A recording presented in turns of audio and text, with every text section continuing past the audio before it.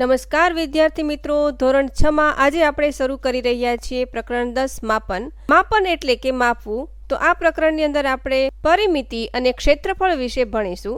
તો સૌથી પહેલા આપણે પરિમિતિ વિશે સમજીએ.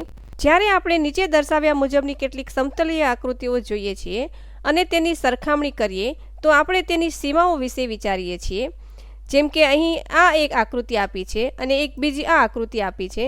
તો આ બંને આકૃતિમાં કઈ આકૃતિ મોટી છે તે જાણવા માટે આપણે તેની સીમાઓ એટલે કે જે બાઉન્ડ્રી આપી છે તેને માપવાની જરૂર પડશે.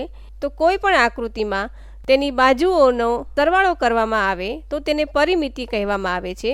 હવે પરિમિતિને સમજવા માટે એક પ્રવૃત્તિ કરીએ, જેમાં કોઈ તાર કે દોરીની મદદથી આપણે નીચે દર્શાવેલા આકારો બનાવીશું.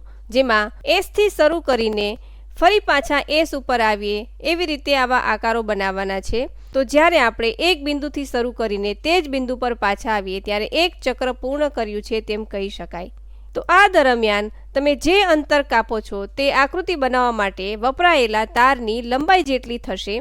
એટલે કે આ અંતર અથવા લંબાઈને તે બંધ આકૃતિની પરિમિતિ કહેવાય છે. પરિમિતિ માપવા માટે બંધ આકૃતિ હોવી જરૂરી છે. પરિમિતિનો આપણે આપણા રોજિંદા જીવનમાં પણ ઉપયોગ કરતા હોઈએ છીએ. જેમ કે અહીં કહ્યું છે, એક ખેડૂત પોતાની ખેતરની ફરતે એટલે કે ચો તરફ વાડ બનાવવા માંગે છે. માની લો કે અહીં આપણને એક ખેતર બનાવીને આપેલું છે, જેમાં તેની લંબાઈ 5 મીટર અને પહોળાઈ 3 મીટર છે. તો સામેની બાજુ પણ 5 મીટર થશે અને સામેની જે લંબાઈ છે તે 3 મીટર થશે. હવે આ બધી બાજુઓનો સરવાળો કરીએ, જેથી 5 મીટર વત્તા 3 મીટર વત્તા 5 મીટર વત્તા 3 મીટર બરાબર 16 મીટર, કે જે ખેતરની ચારે તરફની વાડની લંબાઈ થશે. તેવી જ રીતે એક એન્જિનિયર ઘરની ચારે બાજુ દિવાલ બનાવવા માંગે છે, તો તેણે પણ તેની પરિમિતિ શોધવી પડશે. એક વ્યક્તિ રમતગમત માટેનો રસ્તો તૈયાર કરવા માંગે છે, તો તેને પણ તેની પરિમિતિ શોધવી પડશે. ત્યાર પછી આપણને એક પ્રશ્ન પૂછ્યો છે કે તમારા અભ્યાસ કરવાના ટેબલની ચારે બાજુની લંબાઈ માપો. તો માની લો કે અહીં AB બરાબર 55 સેન્ટીમીટર છે, BC બરાબર 20 સેન્ટીમીટર છે, CD બરાબર 55 સેન્ટીમીટર છે અને DA બરાબર 20 સેન્ટીમીટર છે. હવે ચારે બાજુની લંબાઈઓનો સરવાળો કરીએ તો AB વત્તા BC વત્તા CD વત્તા DA આવી રીતે તેનો સરવાળો કરીશું. તો સૌથી પહેલા 55 સેન્ટીમીટર, પછી 20 સેન્ટીમીટર, ત્યારબાદ 55 સેન્ટીમીટર અને છેલ્લે 20 સેન્ટીમીટર. તો કુલ આપણને મળશે 150 સેન્ટીમીટર. તો અહીં ટેબલની પરિમિતિ કેટલી થશે બાળ મિત્રો? એકદમ સાચું, 150 સેન્ટીમીટર. ત્યાર પછીનો પ્રશ્ન છે કે તમારી નોટબુકના એક પાનાની ચારે બાજુની લંબાઈ માપો અને લખો. તો માની લો કે લંબાઈ 40 સેન્ટીમીટર છે અને પહોળાઈ 20 સેન્ટીમીટર છે. તો AB બરાબર 40 સેન્ટીમીટર થશે, BC બરાબર 20 સેન્ટીમીટર થશે, CD બરાબર 40 સેન્ટીમીટર અને DA બરાબર 20 સેન્ટીમીટર. હવે બધાનો સરવાળો કરીશું તો આપણને મળશે 120 સેન્ટીમીટર. તો પાનાની પરિમિતિ કેટલી મળશે બાળ મિત્રો? એકદમ સાચું, 120 સેન્ટીમીટર. પછીનો પ્રશ્ન જોઈએ તો મીરા એક બાગમાં ગઈ, જેની લંબાઈ 150 મીટર અને પહોળાઈ 80 મીટર છે. તેણે બાગની સીમારેખા પર ચાલીને એક આંટો પૂરો કર્યો. તો એની લંબાઈ બંને બાજુ 150 મીટર થશે અને પહોળાઈ 80 મીટર થશે.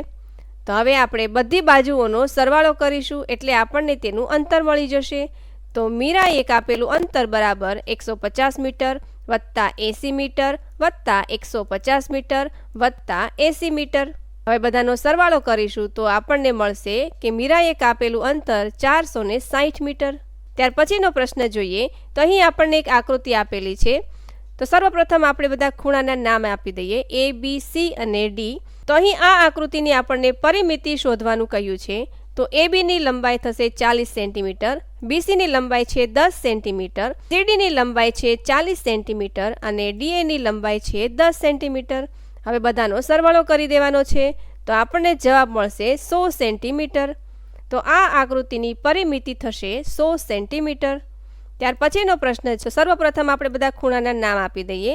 તો AB બરાબર 5 સેન્ટીમીટર, BC બરાબર પણ 5 સેન્ટીમીટર, CD બરાબર 5 સેન્ટીમીટર અને DA બરાબર 5 સેન્ટીમીટર. એટલે કે બધી બાજુઓના માપ એક સરખા જ છે. તો હવે બધી બાજુઓનો સરવાળો કરતા આપણને મળશે 20 સેન્ટીમીટર. તો આપેલી આકૃતિની પરિમિતિ થશે 20 સેન્ટીમીટર.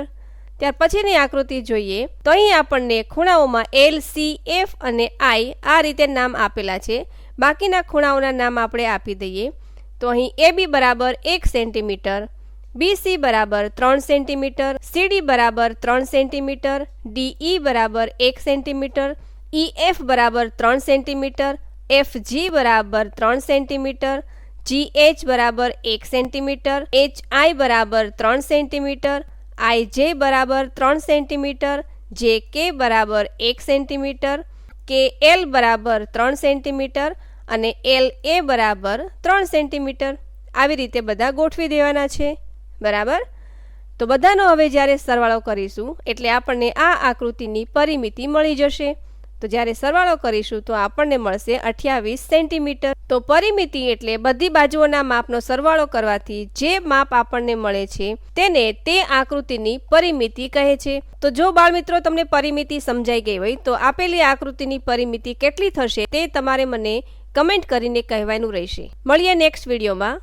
Thank you.